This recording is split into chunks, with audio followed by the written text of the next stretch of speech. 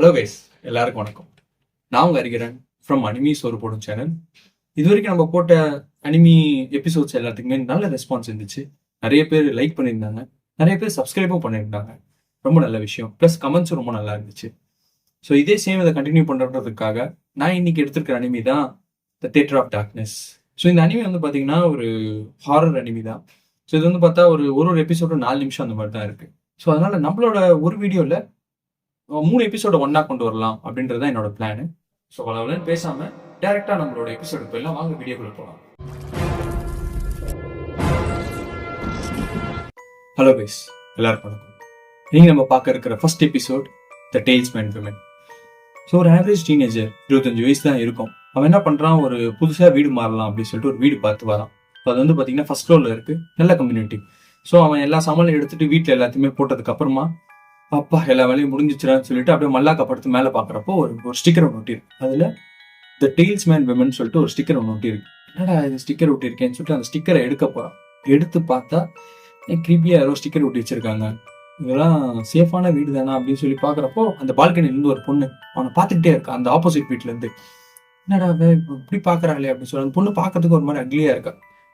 ஸ்க்ரீனை மூடிட்டு சரி படுத்துங்கன்னு சொல்லிட்டு படுத்துங்கிறான். அடுத்த நாள் காலையில் எழுந்திரிக்கிறான் வேலைக்கு போகிறதுக்கு. சரி எல்லாத்தையும் ட்ராஷ் எல்லாம் கட்டிட்டு அந்த ட்ராஷ் எல்லாம் எடுத்துகிட்டு போய் வெளியில் போட போகிறான். வெளியில் போட போகிறப்ப அந்த பொண்ணு மறுபடியும் அவனை பார்த்துக்கிட்டே இருக்கான். அப்படியே குத்து என்ன சொல்றது, கண்ணை எடுக்காம அவனை பார்த்துக்கிட்டே இருக்கான். இவன் இதை பார்த்து பயந்து அந்த டஸ்ட்பின் போடக்கூடிய ட்ராஷ் எல்லாத்தையும் கீழே போட்டு அப்படியே ஓடிடுறான். அங்கேருந்து அப்படியே ஓடி போகிறான்.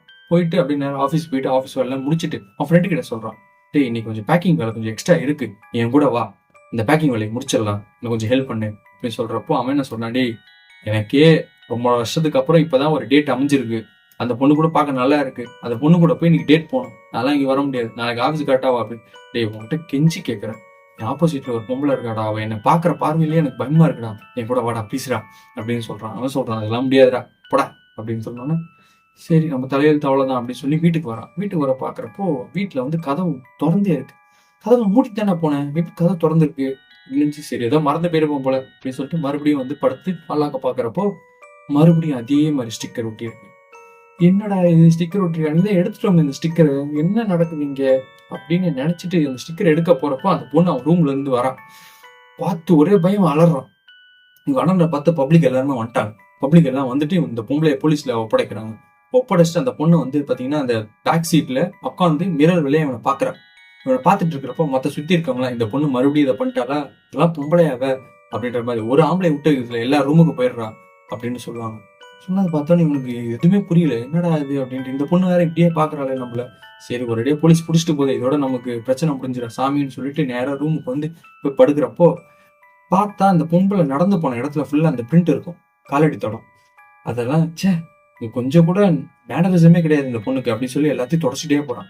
தொடச்சிட்டு போறப்போ பார்த்தா டெஸ்க்ல இருந்து ஒரு பேப்பர் விடும், மறுபடியும் அதே பேப்பர், த டேல்ஸ்மேன். இந்த பேப்பரை பார்த்தோன்னே இவனுக்கு ஒரே பயம், என்னடா அதுன்னு சொல்லிட்டு சரி டேபிள் திருப்பி போட, டேபிள் ஃபுல்லா ஸ்டிக்கர் தான் இருக்கு.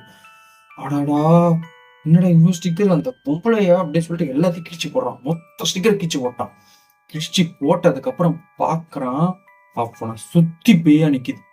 அவன் ஒரே என்ன சொல்ல, இல்ல இது நிஜம் கிடையாது, இது ஏதோ சம்திங் எல்ஸ், இல்ல நான் யாரையும் பார்க்கலன்றான். அவங்க எல்லாரும் அப்படியே அவன் உடம்புல யார்.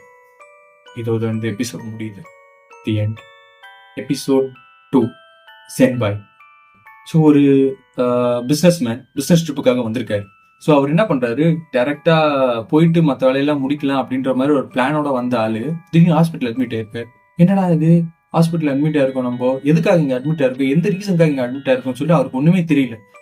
அப்போ வந்து பக்கத்துல இருக்க ஆளுங்க கொஞ்சம் பேர் இருக்காங்க, ஒரு 3 பேர் வயசானவங்க. அவங்க கிட்ட கூப்பிடுறாரு, சார் கொஞ்சம் இங்க பாருங்களேன், எக்ஸ்கியூஸ் மீ சார் கொஞ்சம் பாருங்களேன் அப்படின்னு சொல்லி கேட்குறப்ப அவங்க யாருமே கண்டுக்கல. அப்போ டாக்டர் வர்றாரு. வந்துட்டு, தம்பி நீ பொழைச்சதே பெரிய விஷயம், நீ அந்த மலையில ட்ரிப்புக்கு போறன்ற பேர்ல மேல இருந்து கீழே விழுந்துட்ட, உன் காலில் செம்ம அடி, அன்னைக்கு செம்ம மழை வேற, இந்த மக்கள் மட்டும் இல்லைன்னா, அந்த வில்லேஜ் பீப்புள் மட்டும் இல்லைன்னா நீ பொழைச்சிருக்கவே மாட்டேன், ஏதோ ஆண்டவ புண்ணியத்துல நீ தப்பிச்சிட்ட அப்படின்னோடனே, அப்பா தெய்வமே தப்பிச்சிட்டேன்டா சாமி, ஓகே சார் மற்றபடி எந்த பிரச்சனையும் இல்லைல்ல, அதுதானே காலில் மட்டும் தான் உனக்கு சம்மாட்டி, அது கூட இன்னைக்கு ஒரு நாள் ரெஸ்ட் எடுத்தா சரியாயிடும், நாளைக்கு நீ டிஸ்சார்ஜ் ஆகி போயிடலாம், ஈவினிங் கிளம்பிடு அப்படின்னு சொன்னோன்னே okay sir, okay thank you sir thank you அப்படின்னு சொன்னோன்னா இங்க எல்லாமே அவனை ஒரு மாதிரி உத்து பார்க்குறாங்க. என்னடா இவங்க இப்படி பாக்குறானுங்க, இதுக்கு முன்னாடி வெளியூர் ஆளுங்களை பார்த்ததே இல்லையா அவனுங்க, இப்படி பாக்குறாங்க. சரின்னு சொல்லிட்டு அவன் தூங்குறப்ப நைட் ஒரு 12 மணி இருக்கும். அந்த டைம்ல என்ன ஆகுது, திடீர்னு அவனோட கால் வந்து அப்படியே ஒரு மாதிரி வலிக்கிற மாதிரி இருக்கு. உடனே ச்சே, இந்த கால் வலி உயிரை போதுடா சாமி, சரி ஏஞ்சி போய் ஏதாவது தண்ணி கிண்ணி குடிப்போம் அப்படின்னு சொல்றப்போ, இந்த ரூம்ல வந்து பாத்தீங்கன்னா இந்த வயசானவங்க எல்லாருமே சொல்லிட்டு இருப்பாங்க, இவனை நம்ம இங்கிருந்து விடக்கூடாது, இவனை நம்ம இங்கிருந்து விடக்கூடாது, இவனை இங்கே தான் வச்சிருக்கணும். என்னடா இவங்க இப்படி பேசின்னு இருக்கிறானுங்க, இவங்களுக்குலாம் மெச்சூரிட்டி இருக்கா இல்லையா, சரி அப்படியே படுத்துருவோம் அப்படின்னு சொன்னா திடீர்னு அவங்களோட நிழல்லாம் வந்து அவனோட அந்த ஸ்கிரீன்ல தெரியும். பார்த்து பயந்துருவான். டே, பெட்ஷீட் எடுத்து பொத்திட்டு தூங்கிடுவான். அடுத்த நாள் காலைல ஆகுது, ஈவினிங் வந்து என்னோட டிஸ்சார்ஜ் பண்ணிடுறாங்க. டிஸ்சார்ஜ் பண்ணி அனுப்பிச்சு விடுறப்போ அந்த 3 வயசானவங்க பில்டிங் மேல நின்றுட்டு ஜென் பாய் ஜென் பாய் ஜென் பாய்னு சொல்லுவாங்க. அவனுக்கு என்னன்னு புரியுதுன்னா அது பஞ்சாய்னு புரியுது.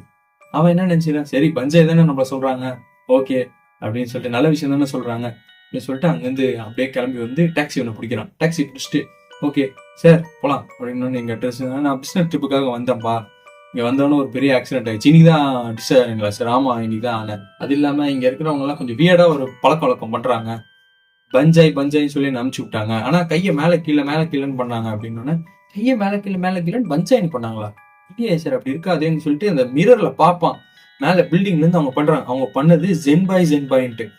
ஜென்பாயின்னு சொன்னோன்னு, சார் நீங்க முதல்ல இந்த வண்டி விட்டு இறங்குங்க சார் அப்படின்னு. எதுக்கு நான் வண்டி விட்டு இறங்கணும் அப்படின்னு, சார் நீங்க இந்த ஊரை விட்டு வெளில போக கூடாது, இந்த ஊரை விட்டு வெளில போனீங்கன்னா உங்களுக்கு உயிருக்கு ஆபத்து சார் அப்படின்னு. ஒரு பெரிய லாரி விட்டா பாலிடுச்சு. இதோட எபிசோட் முடியுது. Episode 3, the family rule. So ஒரு சின்ன பையன், அவன் வந்து ஏதோ ஒன்று வரைஞ்சிட்டு இருக்கான். வீட்டுக்கு வெளியில நல்லா வரைஞ்சிட்டு இருக்கான் அவன் பாட்டு. வீட்டுக்குள்ள பாத்தீங்கன்னா ஒரு செட் ஆஃப் குரூப்ஸ் நிறைய பேர் இருக்காங்க உள்ள. அதுல வந்து அவங்க அப்பா அம்மாவும் இருக்காங்க. அப்போ ஒரு பெரியவர்கிட்ட வந்து அவங்க பேசிட்டு இருக்கப்ப அந்த பெரியவர் என்ன சொல்றாருன்னா, நீ இன்னைக்கு நைட்டு ஃபுல்லா சிரிச்சுக்கிட்டே தான் இருக்கணும் நாளைக்கு காலைல வரைக்கும் அப்படின்னு. சார் நான் ஏன் சிரிக்கணும், ஏன் அப்படின்னா சிரிக்கணும், நீ வந்து எங்களோட குடும்பத்துல ஒரு பொண்ணை கல்யாணம் பண்ணியிருக்க, எங்களுக்கு ஒரு பெரிய சாபம் இருக்கு, ஒரு பெரிய கோஸ்ட் ஒருத்தர் இருக்கான், அவன் வந்து பாத்தீங்கன்னா இந்த பர்டிகுலர் நாள் அன்னைக்கு நம்ம கிட்ட எல்லாம் வந்து பயமோ ஏதோ ஒன்று இருந்துச்சுன்னா அவன் டைரக்டா அவங்கள வந்து பொசஸ் பண்ணிடுவான். என்னோட தாத்தா அவனை பொசஸ் பண்ணிட்டாரு. பொசஸ் பண்ணிட்டு அவனால எதுவுமே பண்ண முடியல எங்க தாத்தாவால. அவர் வந்து வாழ்க்கை ஃபுல்லா அதனாலயே வந்து அஃபெக்ட் ஆகி உயிரை விட்டாரு. அதே நிலைமை யாருக்கும் ஆகக்கூடாது, அதனாலதான் சொல்றேன். புரிஞ்சுது அவனுக்கு? சரி புரியுது, உன் பிள்ளைகிட்ட சொல்லு அப்படின்னு சொன்னோன்னா இந்த பையன் வந்து சரி என்ன நடக்குதுன்னு சொல்லி டோரை திறந்து பாக்குறான். டோரை திறந்து பாக்குறப்ப உங்க அப்பா அம்மா வந்துட்டாங்க. வந்துட்டு, தம்பி இன்னைக்கு என்ன தெரியுமா பண்ணணும், நீ தாத்தா ரூம் இருக்குல்ல, தாத்தா ரூம்ல போய் படுத்துங்க, தனியா தான் படுத்துங்கணும் இன்னைக்கு மட்டும், அம்மா அப்பாவுக்கு ஒரு வேலை இருக்கு, நீ பாட்டு போ. ஏன்பா நான் தனியா தூங்கணும், நான் அவங்க கூடயே படுத்துக்கிறேன்ல அப்படின்னு. இப்ப சொன்னதை செய்யணும், புரியுதா, எதிர்த்து பேசக்கூடாது. சரிப்பா சரி போய் அவன் போய் படுத்துட்டான். அவன் போய் படுத்துட்டு நடுராத்திரி ஒரு 12 மணி இருக்கும். அந்த 12 மணி அப்போ அவனுக்கு பாத்ரூம் போகணும்னு சொல்லிட்டு தோணுது. டேடியை கூப்பிட்டு பாத்ரூம் போயிடலாம் அப்படின்னு சொல்லிட்டு பாத்ரூம் ஏஞ்சி வரப்போ பார்த்தா உள்ள எல்லாரும் சிரிச்சுக்கிட்டே இருக்காங்க. என்ன எல்லாம் சிரிச்சுக்கிட்டே இருக்காங்க அப்படின்னு சொல்லி பாக்குறப்போ எல்லாருமே அந்த ஜோக்கர் மாஸ்க் மாதிரி ஒன்று போட்டு சிரிச்ச மாதிரி ஒன்று போட்டு சிரிச்சுக்கிட்டே இருக்காங்க. இதை பார்த்துட்டு இவனுக்கு ஒரே பயம், என்னடா இது இப்படி பயமாயிடுச்சு, என்ன யார் இவங்க இப்படி பண்றாங்க அப்படின்னு. நீங்க வந்துடக்கூடாதுப்பா, நீங்க வந்துடக்கூடாது அப்படின்ற மாதிரி அவங்க அப்பா சொல்றப்போ இந்த பையன் சாரிப்பா நான் தெரியாம வந்துட்டப்பா, நான் கிளம்பிடுறேன்ப்பா அப்படின்னு சொல்லி அவனோட பயம் ஏற்று சுத்தி வச்சிருக்கிற லேம்ப் எல்லாமே அணைஞ்சிட்டு அந்த கோஸ்ட் அப்படியே வந்து அந்த பையன் உடம்புல ஏறு.